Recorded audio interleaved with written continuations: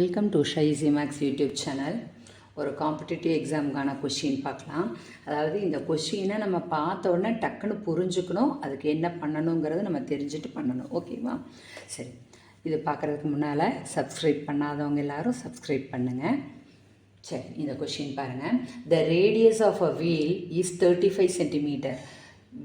ஒரு வீல்னாலே ஒரு ரவுண்ட் ஷேப்பு, சர்க்கிள் ஷேப்பு. ஓகேவா? அதுக்கு ரேடியஸ் கொடுத்துருக்குறாங்க, ஆரம் 35 சென்டிமீட்டர்னு கொடுத்துருக்காங்க. How many revolution does it make? எத்தனை சுற்றும்? எதுக்கு? In travelling 154 metre. இது சென்டிமீட்டர், இது மீட்டர், அதை நல்லா தெரிஞ்சு வச்சுருக்கணும். ஓகேவா?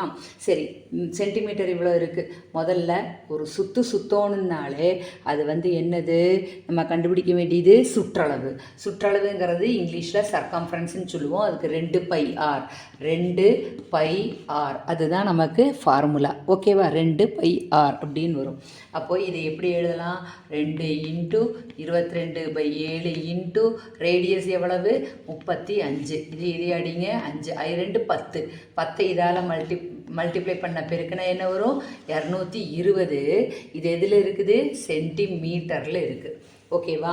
அடுத்தது மொத்தம் 154 மீட்டர்னா மொத்த ரெவல்யூஷன், மொத்த நம்பர் ஆஃப் ரெவல்யூஷன் எத்தனை வரும் அப்படின்னா, ஓகேவா, 154 சென்டிமீட்டரை நம்ம சென்டிமீட்டராக மாற்றிட்டோம். ஓகேவா?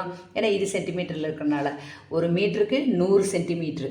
அதனால் இந்த மீட்டரை கூட 2 ஜீரோ போடும்போது அது சென்டிமீட்டராக மாறிடுச்சு. கீழே இந்த 220ன்னு போட்டுக்கோங்க. ஒரு வட்டத்துக்கு இவ்வளோ சென்டிமீட்ரு போகும். அப்போ இவ்வளோ சென்டிமீட்டருக்கு எவ்வளோ வட்டம் போகும்னு பார்க்குறோம். ஓகே, இதே அடிங்க.